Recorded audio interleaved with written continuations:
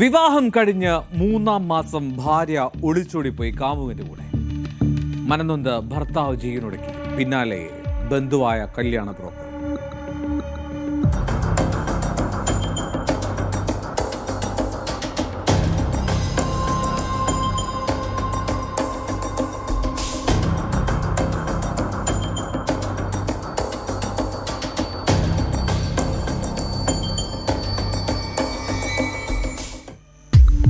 കർണാടകയിലെ ദാവങ്കര ജില്ലയിലാണ് ഈ സംഭവം. ഗുമനൂര് സ്വദേശി ഹരീഷ് 30 വയസ്സാണ്.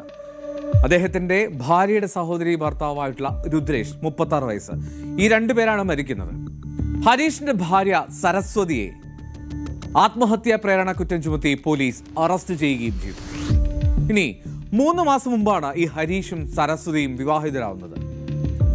ഈ കഴിഞ്ഞ തിങ്കളാഴ്ച രാവിലെ ക്ഷേത്രത്തിൽ പോവുകയാണ് എന്ന് പറഞ്ഞ് വീട്ടിൽ നിന്ന് സരസ്വതി ഇറങ്ങി. പിന്നെ നേരെ കാമുകനായിട്ടുള്ള കുമാറിനൊപ്പം ഒളിച്ചോടി. പോലീസ് വ്യാപകമായ അന്വേഷണം നടത്തി. അന്വേഷണത്തിൽ സരസ്വതി കാമുകൻ കുമാറിനൊപ്പമാണ് പോയതെന്ന് കണ്ടെത്തുകയും ചെയ്തു. അങ്ങനെ ഈ കാര്യം ഭർത്താവ് ഹരീഷിനെ അറിയിക്കുകയാണ്. ഇതറിഞ്ഞ ഹരീഷ് സരസ്വതിയുടെ പേരെഴുതി വെച്ച് ആത്മഹത്യ ചെയ്തു. ഈ ഹരീഷിന്റെ മരണവാർത്ത അറിഞ്ഞപ്പോൾ ഈ വിവാഹത്തിന് പ്രധാന പങ്കുവഹിച്ച ഈ സരസ്വതിയുടെ തന്നെ സഹോദരിയുടെ ഭർത്താവായിട്ടുള്ള രുദ്രേഷ്, അദ്ദേഹത്തിന് താങ്ങാൻ കഴിഞ്ഞില്ല. അദ്ദേഹവും ആത്മഹത്യ ചെയ്തു. വിവാഹം കഴിഞ്ഞ ദിവസങ്ങൾക്കുള്ളിൽ തന്നെ സരസ്വതി ഹരീഷിനും കുടുംബത്തിനുമെതിരെ ഒരു പീഡന ആരോപണമൊക്കെ ഉന്നയിച്ച് പോലീസിൽ പരാതി നൽകിയതാണ്. വിവാഹത്തിന് മുൻപ് തന്നെ ഈ സരസ്വതിക്ക് ഈ കുമാർ എന്ന ആളുമായി പ്രണയമായിരുന്നു എന്നാണ് ഇക്കാര്യം ഹരീഷിനെ അറിയുകയും ചെയ്യുമായിരുന്നു എന്നാണ് പോലീസ് പറയുന്നത്. സരസ്വതിയുടെ വീട്ടുകാരെ എല്ലാം പറഞ്ഞ് സമ്മതിപ്പിച്ച് ഹരീഷാണ് ഈ വിവാഹം ഉറപ്പിക്കാൻ കൂടുതൽ മുൻകൈയെടുത്തത്. രുദ്രേഷ് ആയിരുന്നു എല്ലാത്തിൻ്റെയും നേതൃത്വം. അങ്ങനെ ഹരീഷിന്റെ ആത്മഹത്യാക്കുറിപ്പിൽ സരസ്വതിക്കും കുമാറിനും പുറമെ ബന്ധുക്കളായിട്ടുള്ള ഗണേഷ്, അഞ്ജനമ്മ എന്നിവരുടെ പേരുകളും പരാമർശിക്കുന്നുണ്ട്. ഈ സംഭവത്തിൽ 2 കേസുകൾ രജിസ്റ്റർ ചെയ്തതായിട്ടാണ് ദാവങ്കര റൂറൽ പോലീസ് അറിയിക്കുന്നത്. എന്താണെങ്കിലും 3 മാസം മാത്രമാണ് ആ ദാമ്പത്യത്തിന് ദൈർഘ്യമുണ്ടായത്.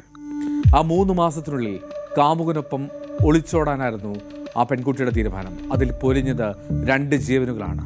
ഇത്തരത്തിലായിരുന്നു നിശ്ചയമെങ്കിൽ എന്തിനാണ് ആ വിവാഹത്തിനായി അവൾ തലകുലുക്കിയത്, സമ്മതം അറിയിച്ചത്?